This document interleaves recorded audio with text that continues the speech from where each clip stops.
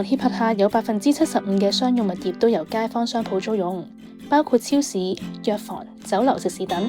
滿足居民嘅日常生活需要。仲喺1952年，房協第一個落成嘅出租屋邨上里屋，屋邨地下當時已經有商鋪，係房協第一個有商戶進駐嘅屋邨。唔講唔知，房協成立咗70幾年，原來當中有商戶已經同房協一齊走過超過50年，例如觀塘花園大廈嘅長榮茶冰廳，同埋樂民新村嘅回春園中西藥行。長榮茶冰廳1962年喺花園大廈開鋪，60幾年嚟，唔單止裝修格局係冇改變，有相識幾十年嘅老街坊依然風雨不改，經常嚟冰室飲奶茶、打牙鉸。最吸引佢哋嘅，除咗係菠蘿包嘅美味，相信就係屋邨嗰份濃厚嘅人情味啦。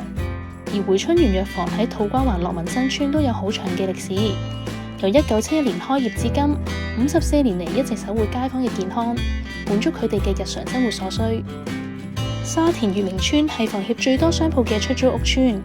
足足有64間鋪頭，鋪頭總面積接近16萬平方尺。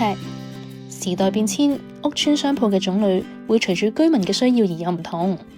近年都有商戶租嚟做網購智能櫃等。特別嘅係，房協商鋪以人為本，滿足居民生活所需之餘，亦成為街坊嘅聚腳點。